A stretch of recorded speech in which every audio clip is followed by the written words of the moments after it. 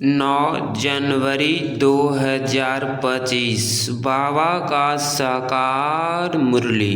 मीठे बच्चे, तुम्हें विकर्मों की सजा से मुक्त होने का पुरुषार्थ करना है। इस अंतिम जन्म में सब हिसाब किताब चुकतो कर पावन बनना है। प्रश्न: धोखेबाज माया कौन सी प्रतिज्ञा तुड़वाने की कोशिश करती है? उत्तर: तुमने प्रतिज्ञा की है कोई भी देहधारी से हम दिल नहीं लगाएंगे। आत्मा कहती है हम एक बाप को ही याद करेंगे, अपनी देह को भी याद नहीं करेंगे। बाप देह सहित सबका संन्यास कराते रहते हैं, परंतु माया यही प्रतिज्ञा तुड़वाती है, देह में लगाव हो जाता है। जो प्रतिज्ञा तोड़ते हैं उन्हें सजाएं भी बहुत खानी पड़ती है। गीत है: तुम ही हो माता पिता तुम ही हो, तुम ही हो माता पिता तुम ही हो। ओम शांति। उच्च ते उच्च भगवान की महिमा भी की है और फिर गलानी भी की है। अब उच्च ते उच्च बाप खुद आकर परिचय देते हैं और फिर जब रावण राज्य शुरू होता है तो अपनी ऊंचाई दिखाते हैं। भक्ति मार्ग में भक्ति का ही राज्य है, इसीलिए कहा जाता है रावण राज्य। वह राम राज्य, यह रावण राज्य। राम राज्य और रावण की भेंट की जाती है, बाकी वह राम तो त्रेता का राजा हुआ, उनके लिए नहीं कहा जाता रावण है आधा कल्प का राजा। ऐसे नहीं कि राम आधा कल्प का राजा है, नहीं, यह डिटेल में समझने की बातें हैं। बाकी वह तो बिल्कुल सहज बात है समझने की। हम सब भाई भाई हैं, हम सब का वह बाप एक निराकार है। बाप को मालूम है इस समय हमारे सब बच्चे रावण की जेल में हैं, काम चिता पर बैठ सब काले हो गए हैं, यह बाप जानते हैं। आत्मा में ही सारी नॉलेज है ना, इसमें भी सबसे जास्ती महत्व देना होता है। आत्मा और परमात्मा को जानने का छोटी सी आत्मा में कितना पाठ नूंधा हुआ है जो बजाती रहती है। देह अभिमान में आकर पाट बजाते हैं तो स्वधर्म को भूल जाते हैं। अब बाप आकर आत्माभिमानी बनाते हैं, क्योंकि आत्मा ही कहती है कि हम पावन बने, तो बाप कहते हैं मामे कम याद करो। आत्मा पुकारती है हे परमपिता, हे पतित पावन, हम आत्माएं पतित बन गए हैं, आकर हमें पावन बनाओ। संस्कार तो सब आत्मा में है ना। आत्मा साफ कहती है हम पतित बने हैं। पतित उनको कहा जाता है जो विकार में जाते हैं। पतित मनुष्य निर्विकारी देवताओं के आगे जाकर मंदिर में उनकी महिमा गाते हैं। बाप समझाते हैं बच्चे तुम ही पूज्य देवता थे, 84 जन्म लेते लेते नीचे जरूर उतरना पड़े। यह खेल ही पतित से पावन, पावन से पतित होने का है। सारा ज्ञान बाप आकर इशारे में समझाते हैं। अभी सबका अंतिम जन्म है, सबको हिसाब किताब चुकतू कर जाना है। बाबा साक्षात्कार कराते हैं।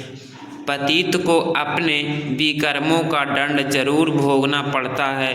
पिछाड़ी का कोई जन्म देकर ही सजा देंगे। मनुष्य तन में ही सजा खाएंगे, इसीलिए शरीर जरूर धारण करना पड़ता है। आत्मा फील करती है हम सजा भोग रहे हैं, जैसे काशी करवट खाने समय दंड भोगते हैं। किए हुए पापों का साक्षात्कार होता है, तब तो कहते हैं क्षमा करो भगवान, हम फिर ऐसे नहीं करेंगे। यह सब साक्षात्कार में ही क्षमा मांगते हैं, फील करते हैं, भोगते हैं। सबसे जास्ती महत्व है आत्मा और परमात्मा का।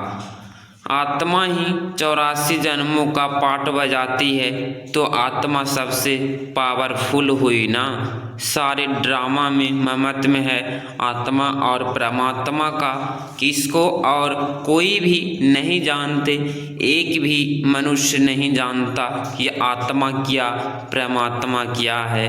ड्रामा अनुसार यह भी होना है, तुम बच्चों को भी ज्ञान है, यह कोई नई बात नहीं। कल पहले भी यह चला था, कहते भी ज्ञान भक्ति वैराग्य, परंतु अर्थ नहीं समझते हैं। बाबा ने इन साधुओं आदि का संग बहुत किया हुआ है, सिर्फ नाम ले लेते हैं। अभी तुम बच्चे अच्छी रीति जानते हो कि हम पुरानी दुनिया से नई दुनिया में जाते हैं, तो पुरानी दुनिया से जरूर वैराग्य करना पड़े, इसे क्या दिल लगानी है। तुमने प्रतिज्ञा की है, कोई भी देहधारी से दिल नहीं लगाएंगे। आत्मा कहती है हम एक बाप को ही याद करेंगे, अपनी देह को भी याद नहीं करेंगे।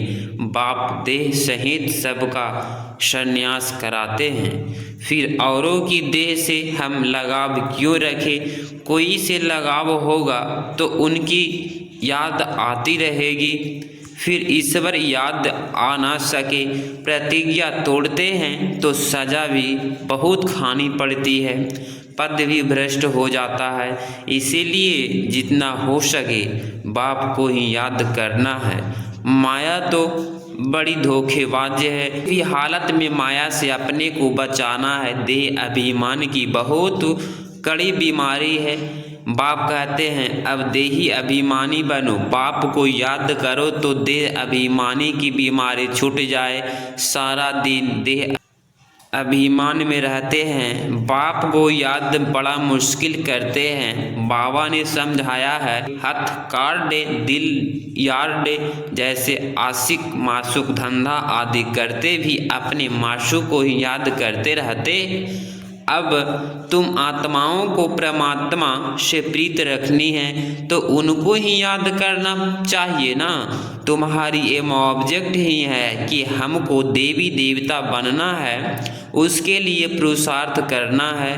माया धोखा तो जरूर देगी, अपने को उससे छुड़ाना है, नहीं तो फंस मरेंगे, फिर ग्लानि भी होगी, नुकसान भी बहुत होगा।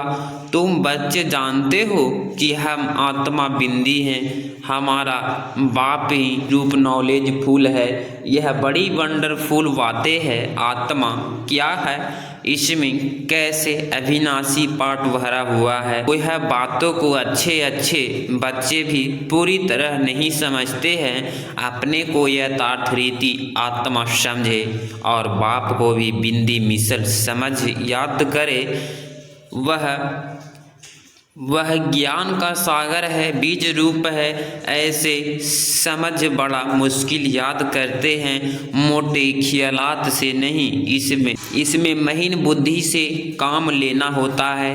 हम आत्मा है, हमारा बाप आया हुआ है, वह बीज रूप नॉलेज फुल है, हमको नॉलेज सुना रहे हैं। धारणा भी मुझ छोटी सी आत्मा से होती है। ऐसे बहुत हैं जो मोटी रीति सिर्फ कह देते हैं आत्मा और परमात्मा, लेकिन यथार्थ रीति बुद्धि ही में आता नहीं है। ना से तो मोटी रीति याद करना भी ठीक है, परंतु वह यथार्थ याद जास्ती एक है। वह इतना उच्च पद पा नहीं सकेंगे, इसमें बड़ी मेहनत है। मैं आत्मा छोटी सी बिंदी हूँ, बाबा भी इतनी छोटी सी बिंदी है, इसमें सारा ज्ञान है। यह भी यहाँ तुम बैठे हो तो कुछ बुद्धि में आता है, लेकिन चलते फिरते वह चिंतन रहे सो नहीं, भूल जाते हैं, सारा दिन वही चिंतन रहे। यह है सच्ची सच्ची याद। कोई सच बताते नहीं हैं कि हम कैसे याद करते हैं। चाटवाहल भेजते हैं, परंतु यह नहीं लिखते कि ऐसे अपने को बिंदी समझ और बाप को भी बिंदी समझ याद करता हूँ। सच्चाई से पूरा लिखते नहीं हैं। भल बहुत अच्छी रीति मुरली चलाते हैं, परंतु योग बहुत कम है, दे अभिमान बहुत है। इस गुप्त बात को पूरा समझते नहीं, सिमरन नहीं करते हैं। याद से ही पावन बनना है, पहले तो कर्मातीत अवस्था चाहिए ना, वही उच्च पद पा सकेंगे। बाकी मुरली बजाने वाले तो ढेर हैं, लेकिन बाबा जानते हैं योग में रह नहीं सकते। विश्व का मालिक बनना कोई मासी का घर थोड़े है। वह अल्पकाल के मर्तबे पाने के लिए भी कितना पढ़ते हैं। सोर्स ऑफ इनकम अब हुई है, आगे थोड़े ही बैरिस्टर आदि इतना कमाते थे, अभी कितनी कमाई हो गई है। बच्चे को अपने कल्याण के लिए तो एक अपने को आत्मा समझ यथार्थ रीति बाप को याद करना है और त्रिमूर्ति शिव का परिचय औरों को भी देना है। सिर्फ शिव कहने से समझेंगे नहीं, त्रिमूर्ति तो जरूर चाहिए, मुख्य है ही। दो चित्र, त्रिमूर्ति और झाड़। सीढ़ी से भी झाड़ में जास्ती नॉलेज है। यह चित्र तो सबके पास होने चाहिए। एक तरफ त्रिमूर्ति गोला, दूसरे तरफ झाड़। यह पांडव सेना का फ्लैग झंडा होना चाहिए। ड्रामा और झाड़ की नॉलेज भी बाप देते हैं। लक्ष्मी नारायण विष्णु आदि कौन है यह कोई समझते नहीं। महालक्ष्मी की पूजा करते हैं, समझते हैं लक्ष्मी आएगी। अब लक्ष्मी को दहन कहाँ से आएगा। 4 भुजा वाले 8 भुजा वाले कितने चित्र बना दिए हैं, समझते कुछ भी नहीं। 8-10 भुजा वाला कोई मनुष्य तो होता नहीं। जिसको जो आया सो बनाया, बस चल पड़ा। कोई ने मत दी कि हनुमान की पूजा करो, बस चल पड़ा। दिखावे हैं संजीवनी बूटी ले आया, उसका भी अर्थ तुम बच्चे समझते हो। संजीवनी बूटी तो है मनमना भव, विचार किया जाता है। जब तक ब्रह्मा न बने, बाप का परिचय न मिले, तब तक बर्थ नॉट ए पेनी है। मर्तबे का मनुष्यों को कितना अभिमान है, उन्हें को तो समझने में बड़ी मुश्किल लगता है। मुश्किलात है। राजाई स्थापना करने में कितनी मेहनत लगती है, वह है बाहुबल, यह है योग बल। यह बातें शास्त्रों में तो है नहीं। वास्तव में तुम कोई शास्त्र आदि रेफर नहीं कर सकते हो। अगर तुमको कहते हैं तुम शास्त्रों को मानते हो, बोलो हाँ। यह तो सब भक्ति मार्ग के हैं। अभी हम ज्ञान मार्ग पर चल रहे हैं। ज्ञान देने वाला, ज्ञान का सागर एक ही बाप है। इसको रूहानी ज्ञान कहा जाता है। रूह बैठ रूहों को ज्ञान देते हैं, वह मनुष्य मनुष्य को देते हैं। मनुष्य कभी स्पिरिचुअल नॉलेज दे न सके। ज्ञान का सागर पतित पावन लिबरेटर सतगति दाता एक ही बाप है। बाप समझाते रहते हैं यह करो। अब देखो शिव जयंती पर कितना धम्म चक्र मनाते हैं। ट्रांसलाइट के चित्र छोटे भी हो जो सबको मिल जाए। तुम्हारी तो है बिल्कुल नई बात, कोई समझ ना सके। खूब अखबारों में डालना चाहिए, आवाज़ करना चाहिए। सेंटर्स खोलने वाले भी ऐसे चाहिए। अभी तुम बच्चों को ही इतना नशा नहीं चढ़ा हुआ है। नंबरवार पुरुषार्थ अनुसार समझते हैं। इतने ढेर ब्रह्मा कुमार कुमारियाँ हैं। अच्छा, ब्रह्मा का नाम निकाल, कोई का भी नाम डालो, राधे कृष्ण का नाम डालो। अच्छा, फिर ब्रह्मा कुमार कुमारियाँ कहाँ से आएंगी। कोई तो ब्रह्मा चाहिए ना जो मुख वंशावली बीके हो। बच्चे आगे चलकर बहुत समझेंगे। खर्चा तो करना ही पड़ता है। चित्र तो बड़े क्लियर है। लक्ष्मी नारायण का चित्र बहुत अच्छा है।